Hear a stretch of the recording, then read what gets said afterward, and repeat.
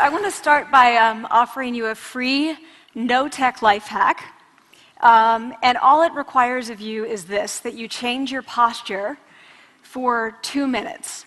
But before I give it away, I want to ask you to right now do a little audit of your body and what you're doing with your body. So how many of you are sort of making yourselves smaller? Maybe you're hunching, crossing your legs, maybe wrapping your ankles. Sometimes we hold on to our arms like this. Sometimes we spread out. I see you. So I want you to pay attention to what you're doing right now. We're going to come back to that in a few minutes, and I'm hoping that if you sort of learn to tweak this a little bit, it could significantly change the way your life unfolds. So we're really fascinated with body language, and we're particularly interested in other people's body language. You know, we're interested in, like, you know, an awkward interaction, or a smile, or a contemptuous glance, or maybe a very awkward wink, or maybe even something like a handshake. Here they are arriving at number 10, and look at this lucky policeman gets to shake hands with the President of the United States. Oh, and here comes the Prime Minister of the... No.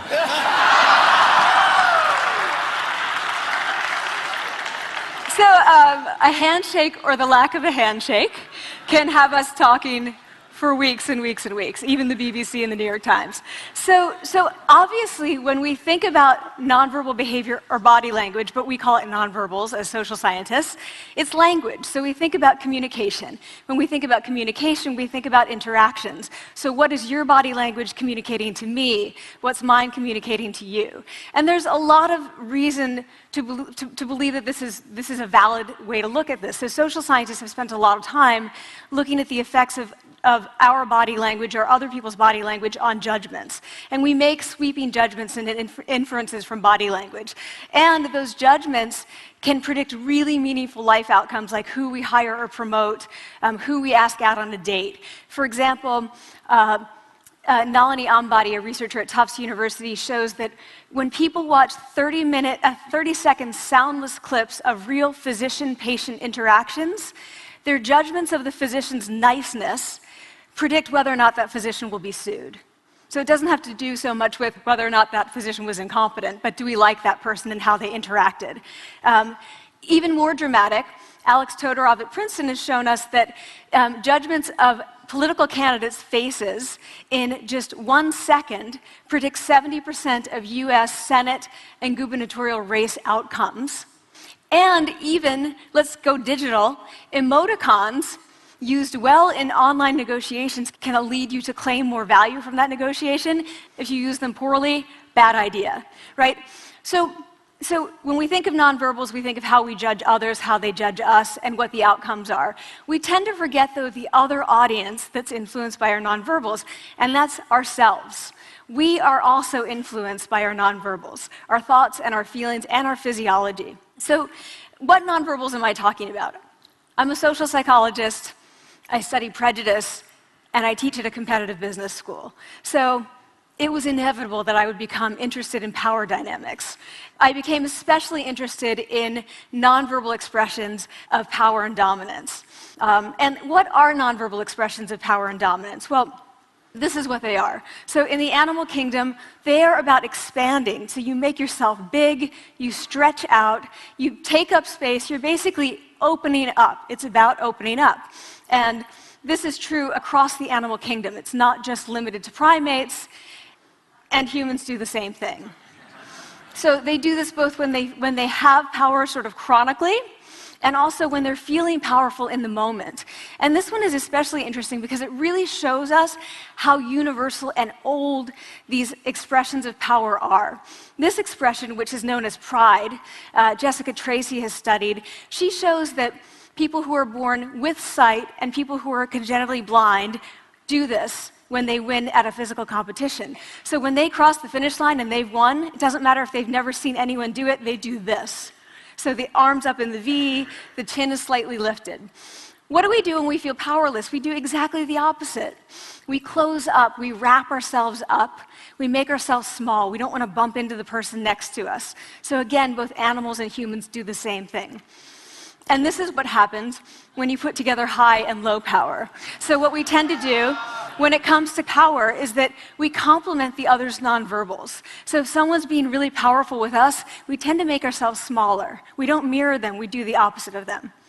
So I'm watching this behavior in the classroom, and what do I notice? I notice that MBA students really exhibit the full range of power nonverbals. So you have people who are like caricatures of alphas, like really coming into the room, they get right into the middle of the room before class even starts, like they really want to occupy space.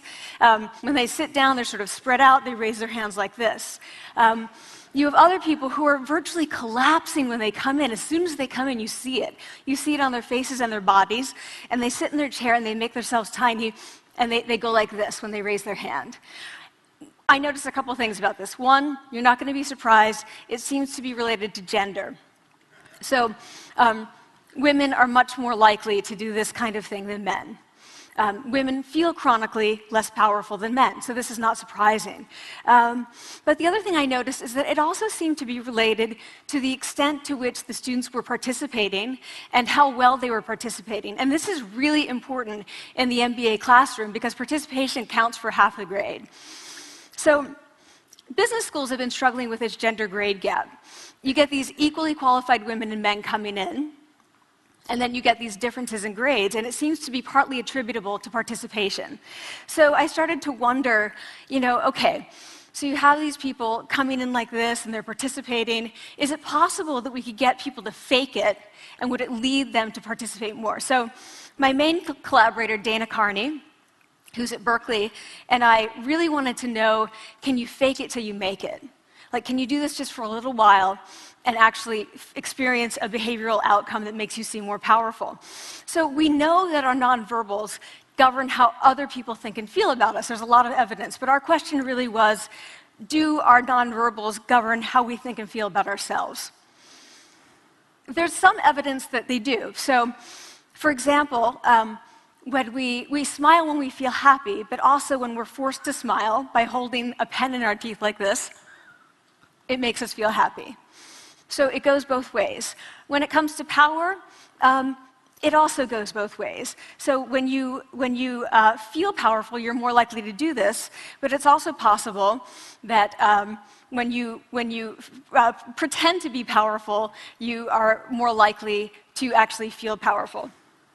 So the second question really was, so we know that our minds change our bodies. Is it also true that our bodies change our minds? And when I say minds, in the case of the powerful, what am I talking about? So I'm talking about thoughts and feelings and the sort of physiological things that make up our thoughts and feelings. And in my case, that's hormones. I look at hormones. So what do the minds of the powerful versus the powerless look like? So powerful people tend to be, not surprisingly, more assertive and more confident, more optimistic. They actually feel that they're going to win even at games of chance. They also tend to be able to think more abstractly. So there are a lot of differences. They take more risks. There are a lot of differences between powerful and powerless people. Physiologically, there also are differences on two key hormones, testosterone, which is the dominance hormone, and cortisol, which is the stress hormone. So what we find is that high-power alpha males in primate hierarchies have high testosterone and low cortisol. And powerful and effective leaders also have high testosterone and low cortisol. So what does that mean? When you think about power, people tended to think only about testosterone because that was about dominance. But really, power is also about how you react to stress. So do you want the high-power leader that's dominant, high on testosterone, but really stress reactive? Probably not, right? You want the person who's powerful and assertive and dominant, but not very stress reactive, the person who's laid back. So we know that in primate hierarchies, if an alpha needs to take over, if an individual needs to take over an alpha role sort of suddenly, within a few days, that individual's testosterone has gone up significantly and his cortisol has dropped significantly. So we have this evidence, both that the body can shape the mind, at least at the facial level, and also that role changes can shape the mind. So what happens, okay, you take a role change, what happens if you do that at a really minimal level, like this tiny manipulation, this tiny intervention? For 2 minutes you say, I want you to stand like this, and it's going to make you feel more powerful. So this is what we did. We decided to bring people into the lab and run a little experiment, and these people adopted for 2 minutes either high power poses or low power poses. And I'm just going to show you 5 of the poses, although they took on only 2. So here's one, couple more. This one has been dubbed the Wonder Woman by the media. Here are a couple more. So you can be standing or you can be sitting. And here are the low power poses. So you're folding up, you're making yourself small. This one is very low power. When you're touching your neck, you're really kind of protecting yourself. So this is what happens. They come in, they spit into a vial. We, for 2 minutes, say, you need to do this or this. They don't look at pictures of the poses. We don't want to prime them with the concept of power. We want them to be feeling power, right? So 2 minutes they do this. We then ask them, how powerful do you feel on a series of items? And then we give them an opportunity to gamble. And then we take another saliva sample. That's it. That's the whole experiment. So this is what we find. Risk tolerance, which is the gambling. What we find is that when you're in the high power pose condition, 86% of you will gamble. When you're in the low power pose condition, only 60%. And that's a pretty whopping significant difference. Here's what we find on testosterone. From their baseline when they come in, high power people experience about a 20% increase, and low power people experience about a 10% decrease. So again, 2 minutes and you get these changes. Here's what you get on cortisol. High power people experience about a 25% decrease, and the low power people experience about a 15% increase. So 2 minutes lead to these hormonal changes that configure your brain to basically be either assertive, confident, and comfortable, or really stress reactive, and feeling sort of shut down. And we've all had that feeling, right? So it seems that our nonverbals do govern how we think and feel about ourselves. So it's not just others, but it's also ourselves. Also, our bodies change our minds.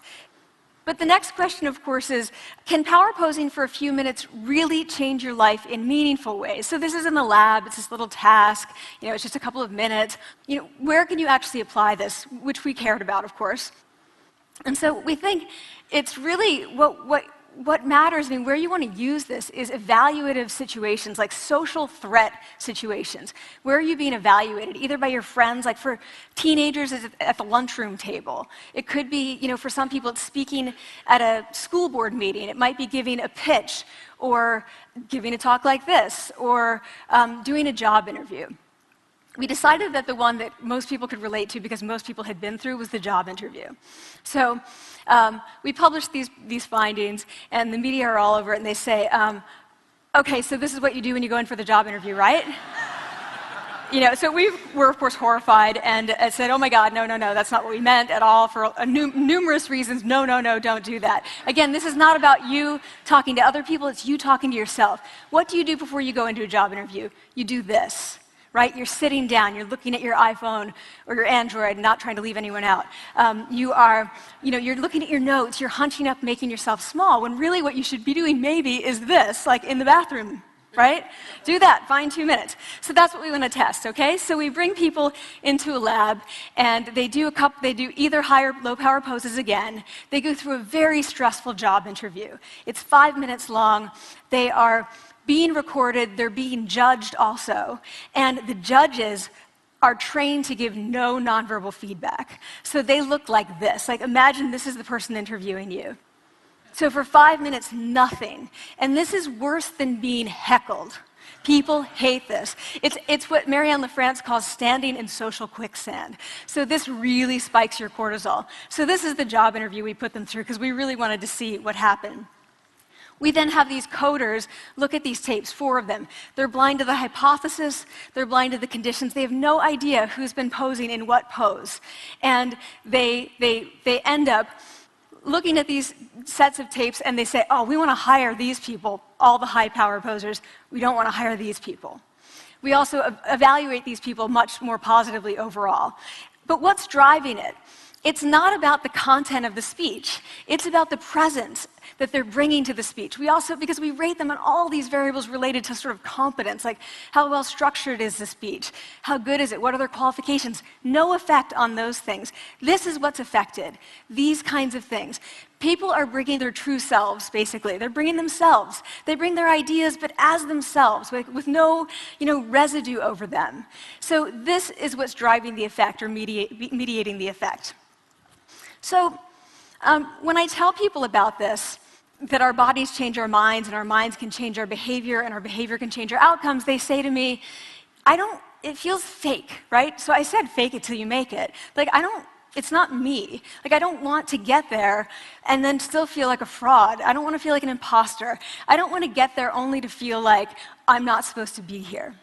And that really resonated with me, because I want to tell you a little story about being an imposter and feeling like I'm not supposed to be here. When I was 19, I was in a really bad car accident. I was thrown out of a car, rolled several times. I was thrown from the car, and I woke up in a head injury rehab ward. And I had been withdrawn from college, and I learned that my IQ had dropped by 2 standard deviations, which was very traumatic. I knew my IQ because I had identified with being smart, and I had been called gifted as a child. So I'm taken out of college. I keep trying to go back. They say, you're not going to finish college. Like, just, there are other things for you to do, but that's not going to work out for you. So I really struggled with this, and I have to say, having your identity taken from you, your core identity, and for me it was being smart, having that taken from you, there's nothing that leaves you feeling more powerless than that. So I felt entirely powerless. I worked and worked and worked, and I got lucky and worked and got lucky and worked. Eventually I graduated from college. It took me 4 years longer than my peers. And I convinced someone, my angel advisor, Susan Fisk, to take me on. And so I ended up at Princeton, and I was like, I am not supposed to be here. I am an imposter. And the night before my first year talk, and the first year talk at Princeton is a 20-minute talk to 20 people. That's it. I was so afraid of being found out the next day that I called her and said, I'm quitting. She was like, you are not quitting, because I took a gamble on you and you're staying. You're going to stay, and this is what you're going to do. You're going to fake it. You're going to do every talk that you ever get asked to do. You're just going to do it and do it and do it, even if you're terrified and just paralyzed and having an out-of-body experience, until you have this moment where you say, oh my gosh, I'm doing it. Like, I have become this. I am actually doing this. So that's what I did. 5 years in grad school. A few years, I'm at Northwestern. I moved to Harvard. I'm at Harvard. I'm not really thinking about it anymore, but for a long time I had been thinking, not supposed to be here, not supposed to be here. So at the end of my first year at Harvard, a student who had not talked in class the entire semester, who I had said, look, you got to participate or else you're going to fail, came into my office. I really didn't know her at all. And she came in totally defeated, and she said, I'm not supposed to be here.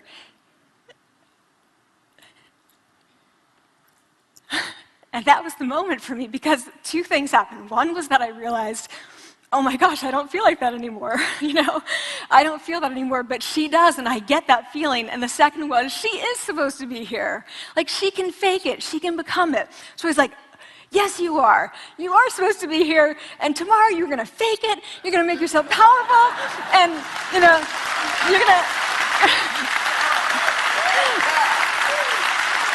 and you're going to go into the classroom, and you are going to give the best comment ever, And she gave the best comment ever, and people turned around, they were like, oh my God, I didn't even notice her sitting there, She comes back to me months later, and I realized that she had not just faked it till she made it, she had actually faked it till she became it.